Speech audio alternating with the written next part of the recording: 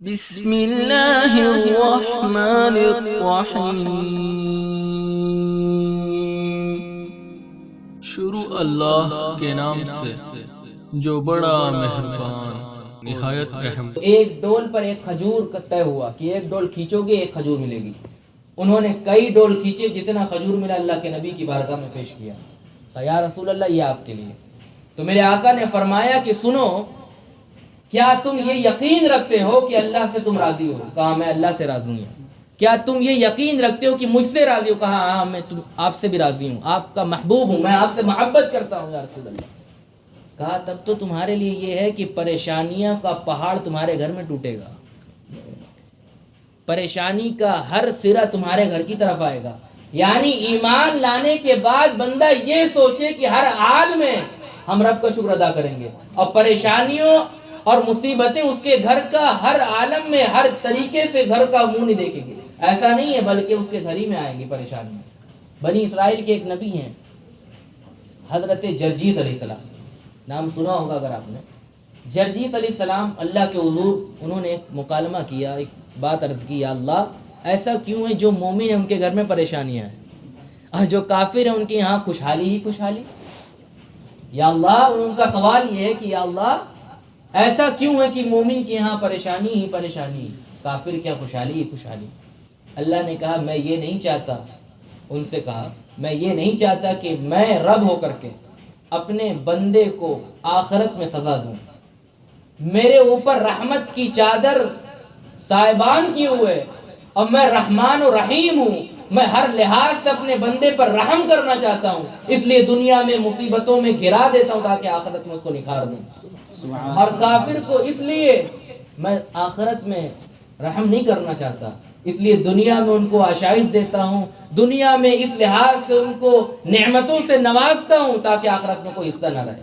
اسی لحاظ سے آپ دیکھیں اللہ کے نبی صلی اللہ علیہ وسلم نے کہا حدثوا بنی اسرائیل ولا حرج، کہ بنی اسرائیل کی جو باتیں وہ بیان کیا کرو۔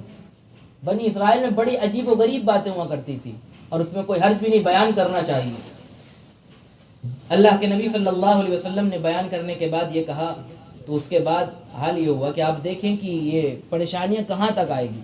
بندے کی سب سے پہلی منزل ہے موت، آخرت کی پہلی منزل ہے موت، اگر یہ پار تو سب پار۔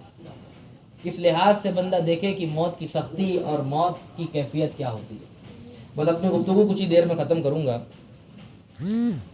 اللہ کے نبی صلی اللہ علیہ وسلم نے بنی اسرائیل کے کچھ واقعات بیان کیے، آپ غور سے سنیں اور آپ سمجھیں اور اپنے فکر آخرت میں لگیں آپ، اور اپنے کاموں کو پشے پس بھی ڈالیں۔ ایسا نہ ہو کہ ہر وقت آپ یہی سوچیں کہ بزنس کیسے بڑھے گا، ہمارا کام کیسے بڑھے گا، ہم آگے کیسے کریں گے۔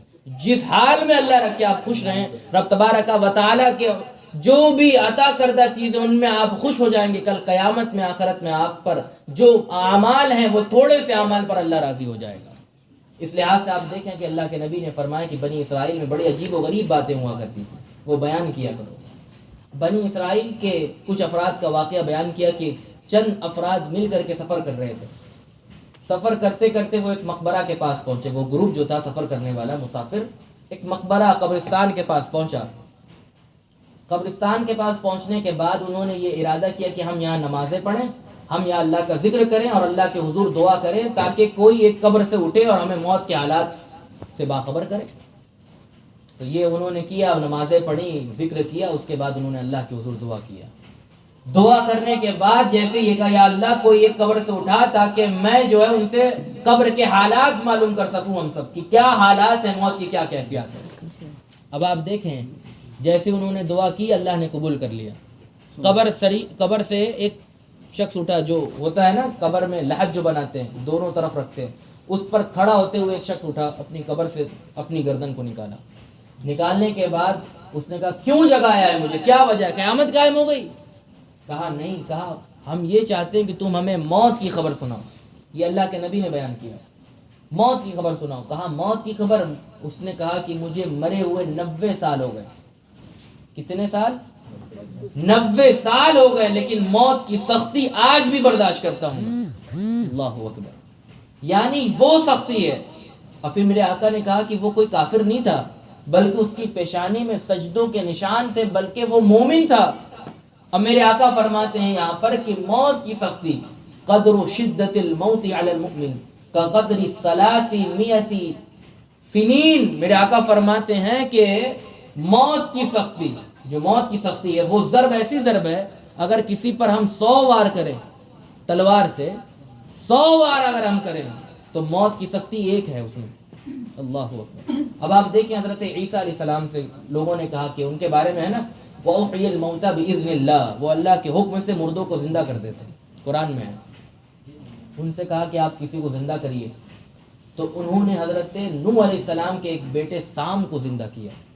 سام، ایک حام ہے، ایک سام ہے، ایک اور ہے، اور انہی کی ایک نسل آئی ہند، ان کے پوتے ہیں جن کا مدار ایودھیا میں ہے، ہند، اور اسی سے ہندوستان بنا۔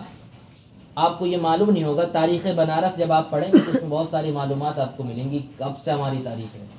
تو سام کے قبر پہ گئے حضرت عیسیٰ علیہ السلام، وہ سام بن نوح، حضرت نوح علیہ السلام کے بیٹے۔ تو اللہ کے حضور انہوں نے نمازیں پڑھی، دعا کی، حضرت عیسیٰ علیہ السلام نے کہا کہ قم باذن اللہ، اللہ کے حکم سے اپنی قبر سے کھڑے ہو جا۔ تو جیسے ہی یہ کہا تو سام اپنی قبر سے اٹھے اور آئے اور پوچھا کیا حال ہے؟ کہا کیوں جگایا ہے؟ قیامت قائم ہو گئی۔ اور قیامت کا نام سنتے ہوئے ان کے تمام بال جو سر پہ تھے، جو داڑھی شریف تھی، تمام کے تمام سفید ہو گئے۔ اللہ اکبر۔ کہا کہ نہیں، ابھی قیامت تو قائم نہیں ہو۔ کہا کیوں جگایا؟ کہا پوچھنا ہے۔ کہا کیا؟ کہا موت کی کیفیت کیا ہوتی ہے؟ کہا 400 سال تقریباً ہو گئے مجھے مرتے ہوئے، مجھے مرے ہوئے 400 سال ہو گئے، لیکن موت کی سختی اور موت کی شدت اب بھی برداشت کرتا ہوں۔ لہٰذا کہا کہ موت کی شدت کوئی مومن بھولے نہ، اور دنیا میں اس طرح رہے جس طرح ایسا رہے کہ مسافر ہو، یعنی ہم جہاں سفر کرنے جاتے ہیں کہیں علاقے میں کسی بھی طریقے سے، دہلی ہو کہیں بھی ہم جاتے ہیں، تو جب تک کام رہتا ہے تو ہمارا من لگا رہتا ہے، اور جیسے ہی کام ختم تو ہم اپنے گھر کی طرف رجوع کرتے ہیں کہ اب ہمیں گھر چلنا ہے۔ تو اسی طرح بندہ رہے کہ ہمارا اصلی مقام، اصلی گھر وہ ہے قبر، وہی ہے فکر آخرت۔ اور اگر بندہ اسی لمحے میں رہے گا تو اس لحاظ سے اس پر بہت ساری تجلیات اللہ نافذ کرے گا۔ اب آپ دیکھیں، میں بیان کرتا کرتا آگے چلا گیا، کچھ باتیں اور ہیں، بس کچھ ہی دیر کے لیے آپ سنیں، برداشت کریں مجھے۔ اللہ کے نبی صلی اللہ علیہ وسلم نے کہا کہ موت کو یاد کیا کرو، اور موت کو یاد کرنے کا ذریعہ کیا ہے؟ کہا کہ کنت نہیتکم عن زیارت القبور فزوروا، کہا کہ پہلے میں قبروں کی زیارت سے منع کرتا تھا، یعنی قبرستان جانے سے منع کرتا تھا، لیکن اب کہتا ہوں تم قبروں کی زیارت کیا کرو۔ تمہارے رشتہ دار مر جائیں، تمہارے کوئی عزیز و قریب مر جائیں، والدین مر جائیں، کوئی بڑا مر جائے، بھائی مر جائے، کوئی چھوٹا مر جائے، اس کی قبر پر ہر جمعرات یا ہر جمعہ ہفتے میں ایک دن ضرور جایا کرو۔ پوچھا گیا کیوں یا رسول اللہ؟ کہا یہ قبروں کی زیارت جو ہے، اگر ہم قبر کے پاس جاتے ہیں تو وہ ہمیں دنیا سے بے رغبتی دلاتی ہے، دنیا سے دور کرتی ہے، آخرت کی یاد دلاتی ہے۔ اس لیے لوگوں نے کہا، فقہاء نے، مشائخ نے لکھا اپنی کتابوں میں کہ قبرستان میں ہنسنا نہیں چاہیے۔ حضرت عبداللہ ابن مسعود رضی اللہ تعالی عنہ نے دیکھا کہ نماز جنازہ کے لیے لوگ جنازے کو اٹھا کر کے لے جا رہے تھے، پیچھے کچھ افراد تھے، وہ ہنسی خوشی مشغول تھے اپنی باتوں میں، اپنے کاروبار میں، اپنی چیزوں میں، وہ جا بھی رہے تھے۔ عبداللہ ابن مسعود نے ان کو ڈانٹا، ان کو ڈپٹ کیا، ان کو اڑکایا، ان کو کہا کیوں ہنستے ہو تمہیں کیا معلوم نہیں کہ یہ کس لیے جا رہے ہو؟ کہا ایک شخص جا رہا ہے وہ اللہ کے حضور پیش ہونے، اس کے حق میں تو دعا کرو اتنے لمحے۔ اور جب دیکھا کہ کوئی قبرستان ہے، قبرستان میں لوگ ہنس رہے ہیں، ان کو بھی منع کیا۔ عبداللہ بن مسعود نے کہا کیا عالم ہے تمہارا، کیا وجہ ہے کہ تم یہاں پر آ کر کے بھی ہنستے ہو، اپنے کاروبار کو نہیں چھوڑتے۔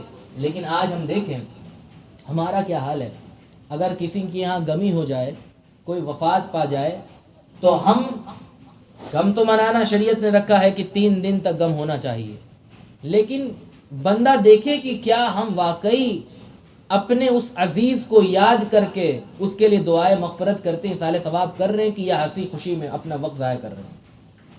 لہذا جتنا ہو سکے اور جب تک ہو سکے، اللہ کے نبی صلی اللہ علیہ وسلم کے حضور ایک صحابی ہے، کہا یا رسول اللہ صلی اللہ علیہ وسلم میری والدہ کا انتقال ہو گیا، بہت روئے۔ تو حضرت صحابی ایک اور ہیں وہاں، حضرت ایاس بن معاویہ، وہ بیٹھے تھے، کہا کیوں رو رہے ہو اتنا زیادہ، کیا وجہ ہے، کیوں رو رہے ہو؟ کہا کہ میرا 2 دروازہ تھا جنت کا، اللہ کے نبی نے فرمایا کہ والدین یہ دروازے ہیں جنت کے.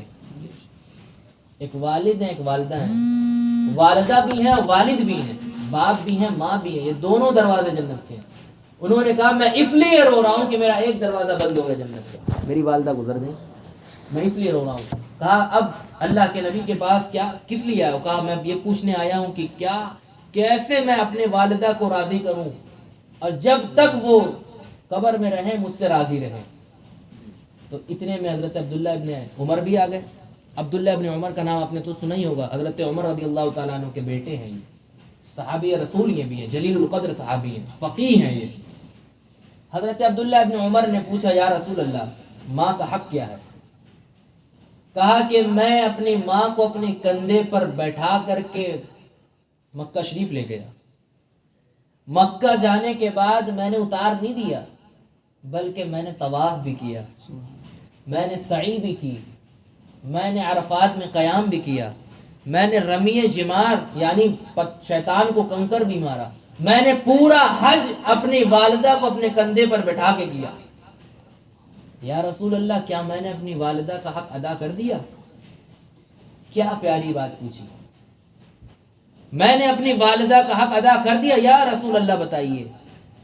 تو میرے آقا نے کہا کہ وہ لمحہ جب تم پیٹ میں تھے، تمہاری ایک تکلیف کی وجہ سے تمہاری ماں اپنی بستر پر آرام نہیں کر سکتی تھی، اس ایک رات کا بھی بدلہ تم نے ابھی نہیں دیا. اپنی ماں کو جو ہے کندھے پر بٹھا کر پورا حج کر لیا. وہ مقام، وہ درجہ اللہ کے نبی صلی اللہ علیہ وسلم نے رکھا ہے. اب آپ دیکھیں کہ اللہ کے نبی صلی اللہ علیہ وسلم نے بیان کیا کہ قرآن کریم فرقان حمید میں اللہ تبارک و تعالی نے سب سے زیادہ یہ تنبیہ کی کہ میرا شکر ادا کرو ہر حال میں، اور جب تم شکر ادا کرو گے تو تمہاری نعمتوں میں اضافہ ہو جائے گا. اور دوسرے مقام پہ والدین کو رکھا، انشکر لی ولی والدی والیہ المصیر. اللہ نے کہا کہ میرا شکر ادا کرو اور اپنی والدہ اور والد کا بھی شکر ادا کرو، اپنے والدین کا شکر ادا کرو. تو اب پوچھا گیا کیوں؟ کہا کہ اس لیے کہ ان کا اتنا بڑا احسان، ان کے ذریعے سے تمہاری دنیا میں پیدائش ہوگی، ان کی وجہ سے تم دنیا میں آئے، تمہاری ایک رونے کی وجہ سے پوری پوری رات یہ جاگتے تھے. اور حال یہ حضرت عیسیٰ علیہ السلام کی والدہ، ان کا نام معلوم ہے آپ کو کہ نہیں؟ حضرت عیسیٰ علیہ السلام کی والدہ کا نام مریم. ماشاءاللہ حضرت مریم رضی اللہ تعالی عنہ، قرآن نے پوری سورہ ان پر نازل کی ہے.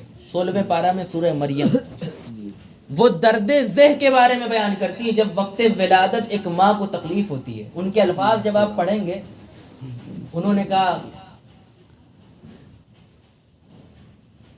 لقد مت قبل هذا، کیسے وہ مت قبل هذا نہیں، ہاں وکنت نسیا منسیا.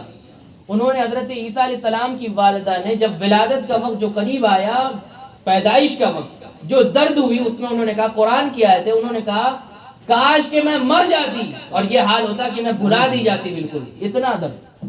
اب وہ قرآن میں اس کو رکھا ہے درد ذہ کے بارے میں، تاکہ لوگ پڑھیں اور جانیں کہ والدہ کا حق ہوتا کیا ہے. اللہ کے نبی صلی اللہ علیہ وسلم نے اسی وجہ سے اولاد کی جنت کا راستہ اور اولاد کی جنت کو ماں کے قدموں میں رکھ دیا کہ ماں کو راضی کرو، والد کو راضی کرو، جنت پالو. اور یہاں تک رکھ دیا کہ جو صبح کیا، اللہ کے نبی فرماتے جس نے صبح کی اس عالم میں کہ وہ اپنے والد سے راضی، اپنے والدہ سے راضی، اس کے والد اس سے راضی، اس کی والدہ اس سے راضی، اللہ کے نبی نے کہا کہ اللہ نے اس کی مغفرت فرمائی. سبحان اللہ. یعنی یہاں تک رکھ دیا. اب آپ دیکھیں کہ اللہ کے نبی صلی اللہ علیہ وسلم نے، وہ صحابی جو آئے تھے، کیسے میں کیا کروں کہ میری والدہ کا انتقال ہو گیا، میں ان کو راضی رکھوں. کہا تم ان کے لیے سال ثواب دعائے مغفرت کیا کرو. ان کی جو رشتہ داری تھی، جو تعلقات تھے، جو ان کی جو ہے عزیز و اقارب تھے، ان سے نیک سلوک کیا کرو. جو عزیز و اقارب ہیں، اگر والد کا انتقال ہو جائے تو میرے آقا نے کہا والد کو خوش کرنے کا ذریعہ یہ انتقال کے بعد کہ ان کے دوستوں کو خوش کیا کرو، اور اگر والدہ کا انتقال ہو جائے میرے آقا نے کہا کہ ان کے رشتہ داروں کو خوش کیا کرو. ایسا نہ ہو کہ ان کے مرنے کے بعد ان کے رشتہ داروں کو سب ختم، بائیکاٹ، اب کسی سے تعلق نہیں. یہ خوش کرنے کا ذریعہ ہے کہ اگر کوئی اپنے والدہ کو مرنے کے بعد خوش کرنا چاہتا ہے، ان کی رضا حاصل کرنا چاہتا ہے، تو اس کے لیے ضروری یہ ہے کہ وہ ان کے رشتہ داروں سے بھی نیک سلوک کرے، وہی سلوک کرے جو اپنی والدہ سے کرتا تھا۔ اللہ کے نبی صلی اللہ علیہ وسلم نے بہت ساری چیزیں ہمیں بتائیں۔ اب آپ دیکھیں یہ چھوٹی چھوٹی چیزیں اگر ہم کریں اپنی زندگی میں، بہت بڑی چیز نہیں ہے۔ کسی سے ہنس کے اگر ہم بات کرتے ہیں، ہماری والدہ کے کوئی رشتہ دار ہیں، ان سے اگر ہم ہنس کے بولتے ہیں تو گویا کہ میری والدہ راضی ہوتی ہیں۔ اگر ہم ان کے ساتھ اپنے رشتہ داروں کے ساتھ نیک سلوک کرتے ہیں، گویا کہ ہمارے والد اور والدہ راضی ہوتے ہیں۔ اب آپ دیکھیں کہ یہ اتنا بڑا مقام، اگر کوئی رشتہ دار ایک دوسرے سے ہنس کے بات کرے، مسکرا دے، تو یہ صدقہ اور نیکی بنا دی جاتی ہے۔ اگر مصافحہ کر لیں تو دونوں کو جدا ہونے سے پہلے اللہ مغفرت کر دیتا ہے، اور اگر دونوں آپس میں سلام کریں تو اللہ ان پر تا حیات تا زندگی ان پر سلامتی نازل فرماتا رہتا ہے۔ اب آپ دیکھیں کہ یہ چھوٹی چھوٹی چیز، بہت بڑی چیز نہیں۔ سلام کرنے میں کیا جاتا ہے؟ مصافحہ کرنے میں کیا جاتا ہے؟ ہنس کے بات کرنے میں ہمارا کیا جاتا ہے؟ کچھ نہیں جاتا۔ لیکن آپ دیکھیں ہمیں شیطان کرنے نہیں دیتا۔ ہم سوچتے کہ سلام پہلے وہ کرے اور وہ سوچتا ہے سلام پہلے ہم کریں۔ اسی عالم میں ہوتا یہ کوئی سلام نہیں کرتا اور سلامتی دور ہو جاتی ہے اس سے۔ وہ سوچتا ہے پہلے ہاتھ تم بڑھاؤ اور میں یہ سوچتا ہوں پہلے تم بڑھاؤ، وہ سوچتا ہے میں بڑھاؤں، اور حال یہ ہوتا ہے دونوں مصافحہ ہی نہیں کرتے ہیں اور دونوں سے وہ جو ہے مغفرت دور ہو جاتی ہے۔ دونوں ہنس کے بات نہیں کرتے، رشتہ داریوں میں خلل آ گیا۔ اب کیا ہوا؟ رشتہ داری میں خلل آ گیا تو صدقہ نہیں ملا، نیکیاں نہیں ملی۔ ہمارے پیچھے شیطان بھی تو لگے ہوئے ہیں، کیسے وہ نیک کام کرنے دیں؟ اللہ کے نبی کی حدیث ہے کہ میرے آقا فرماتے ہیں کہ ایک کنواں ہے، بڑا سا کنواں، جس کے اندر روشنی ہی روشنی۔ اب آپ دیکھیں جو کٹکی ہوتی ہے، جو کیڑا ہوتا ہے، وہ روشنی کے ایک دم ارد گرد رہتا ہے، جہاں روشنی ہوتی ہے وہیں آ کے پڑ جاتا ہے۔ میرے آقا فرماتے ہیں کہ میری امت وہ کیڑے کی طرح ہے، وہ کٹکی کی طرح ہے، روشنی جہاں دیکھتی ہے وہ وہاں گرنے لگتی ہے۔ میرے آقا فرماتے ہیں وہ روشنی جہنم کی روشنی ہے۔ اب تم اس جہنم میں گرنا چاہتے ہو، میں تمہاری کمر پکڑ کے تمہیں بچاتا ہوں، لیکن تم پھر بھی نہیں بچتے۔ یہاں تک بیان کیا، کہا کہ یہ دنیا کی رنگینیت، دنیا کی آشائش، دنیا کی چیزیں بس تمہارے لیے تب تک ہے جب تک تمہاری حیات سلامت ہے، لیکن جیسے ہی تمہاری آنکھ بند ہوئی تمہیں عالم یہ لگے گا میں نے دنیا میں زندگی بسر کی، کوئی کام نہیں کیا۔ لہٰذا آپ پر ضروری ہے اور ہم پر سب پر ضروری ہے کہ ہم اپنی فکر آخرت میں کریں۔ ایک آخری حدیث سن لیں، اس کے بعد گفتگو ختم۔ اللہ کے نبی صلی اللہ علیہ وسلم نے بیان کیا، حضرت عبداللہ ابن عباس رضی اللہ تعالیٰ عنہ کی حدیث ہے۔ یہ عبداللہ ابن عباس، یہ میں صحابہ کا نام اس لیے لے رہا ہوں تاکہ آپ کے ذہن میں بیٹھ جائے کہ کوئی صحابی یہ بھی ہیں، کوئی صحابی یہ بھی ہیں۔ لوگ سنتے ہیں، پوچھتے ہیں وہ کون ہے، وہ کون ہے؟ عبداللہ ابن عباس میرے آقا کے چچا زاد بھائی ہیں۔ حضرت عباس جو میرے آقا کے چچا ہیں، ان کے بیٹے۔ ان کی حدیث ہے، وہ فرماتے ہیں کہ اللہ کے نبی نے فرمایا 5 چیزیں ہیں، 5 چیزوں کی وجہ سے 5 چیزیں خود بخود آپ کے اندر آ جائیں گی۔ اگر 5 چیزیں آپ کریں گے تو 5 چیزیں اس کا بدل آپ کے اندر آ جائے گی۔ تو میرے آقا سے پوچھا کون سی وہ چیزیں ہیں کہ 5 کا بدل 5 آ جائے؟ تو میرے آقا فرماتے ہیں، نبی کریم صلی اللہ علیہ وسلم کہتے ہیں کہ اگر کوئی قوم ایسی ہو جس میں فحش چیزیں پھیل جائے، زناکاری پھیل جائے یا بدفعلی پھیل جائے اور اس میں عام ہو جائے، ہر کوئی فحش میں مبتلا ہو جائے، تو اللہ کے نبی صلی اللہ علیہ وسلم فرماتے ہیں کہ اس کی وجہ سے موت ان میں عام ہو جائے گی۔ کیا مطلب؟ اگر فحش چیزیں آپ کے اندر آئیں، گندی چیزیں آپ کے اندر آئیں، بدفعلی آ گئی، زناکاری عام ہو گئی، تو اللہ کے نبی نے کہا کہ موت تم میں عام کر دی جائے گی۔ آج دیکھیں کہ کس دور میں ہم جی رہے ہیں۔ آج کبھی کرونا کے نام سے، کبھی ڈیلٹا کے نام سے، کبھی اومیکرون کے نام سے ہمیں ڈرایا جاتا، موت کے آنکڑے دکھائے جاتے ہیں۔ تو کیا میں یہ نہ کہوں کہ فحش چیزیں عام ہو گئی اس لیے موت عام ہو گئی؟ اللہ کے نبی نے کہا کہ جب تم میں یہ حال ہوگا کہ تم اللہ کے فرمان کو چھوڑو گے، تم اللہ کے احکام کردہ، اللہ کے افعال یعنی جو چیزیں اللہ نے ہمیں کرنے کا حکم دیا وہ نہیں کرو گے، جن سے منع کیا وہ اس سے بچو گے نہیں، میرے آقا فرماتے ہیں تمہارا حال یہ ہوگا کہ تم میں فقیری عام ہو جائے گی، تم میں فقیری عام ہو جائے گی۔ یعنی ہم دیکھیں اللہ کے نبی صلی اللہ علیہ وسلم نے کتنی نچوڑ باتیں ہمیں دے دی۔ آج اگر ہمارے یہاں کوئی بڑا غلطی کر لے کوئی بات نہیں، لیکن چھوٹا غلطی کر جائے تو ساری پریشانیوں کا سد باب وہ بن جاتا ہے، ساری پریشانیوں کا وہ جڑ بن جاتا ہے۔ اس کا مطلب یہ ہے کہ ہم نے احکام کو صحیح نافذ نہیں کیا. احکام تو یہ ہے کہ جو چھوٹے کے لیے ہیں وہ بڑے کے لیے، جو بڑوں کے لیے وہ چھوٹے کے لیے. اب آپ دیکھیں کہ ہر کوئی پریشان ہے، کہتا ہے کہ ہم فقیر ہیں، ہمارے اوپر یہ جادو ہو گیا، یہ ٹونا ہو گیا، یہ کسی نے کرا دی، یہ ہے وہ. تو یہ کیا ہے؟ ہم نے اللہ کے فرمان کو چھوڑا، اس لحاظ سے ہم نے فقیری عام کر دی گئی. میرے آقا فرماتے ہیں کہ اگر کوئی شخص، کوئی قوم فرمایا کہ زکوٰۃ نہیں دے گی، اس پر زکوٰۃ واجب ہو جائے، زکوٰۃ نہیں دے گی تو حال اس کا یہ ہوگا کہ پانی بند ہو جائے گا، بارش نہیں ہوگی اس پر. آج دیکھیں کہ ہمارے ہاں لوگ سوچتے ہیں کہ بارش ہونا تو بہت زیادہ ہو جائے تو دقت ہے. یہ بارش بھی اللہ کی نعمت ہے، بیماری بھی اللہ کی نعمت ہے، مہمان بھی اللہ کی نعمت ہے. یہ ایسی نعمتیں ہیں کہ اگر نہ آئیں تو بے برکتی ہو جائے، اور اگر آ جائیں تو آپ ان کے شکر ادا کرنے سے عاجز آ جائیں. اگر بارش زیادہ ہونے لگے آپ پریشان ہو جائیں، نہ ہو تب بھی پریشان ہو جائیں. مہمان نہ آئے تو تب بھی آپ پریشان ہیں، اور مہمان زیادہ آنے لگے تب بھی آپ پریشان ہیں. اس لحاظ سے بیماری اگر نہ آئے تب بھی آپ پریشان ہیں، اور بیماری زیادہ آ جائے تب بھی آپ پریشان ہیں. لیکن دونوں حال میں اللہ کا شکر ادا کرنا ہے، یہی ہے اصل جب. اللہ تبارک و تعالی ہمیں نیک عمل کرنے کی توفیق عطا فرمائے، ہم سب کو عمل خیر کرنے کی توفیق عطا فرمائے، اور خصوصیت کے ساتھ حافظ ذاکر صاحب کی والدہ کی مغفرت فرمائے. اور تبارک و تعالی کے حضور اپنی عریضے کو پیش کرتا ہوں، اللہ قبول فرمائے. وآخر دعوانا الحمد للہ رب العالمین.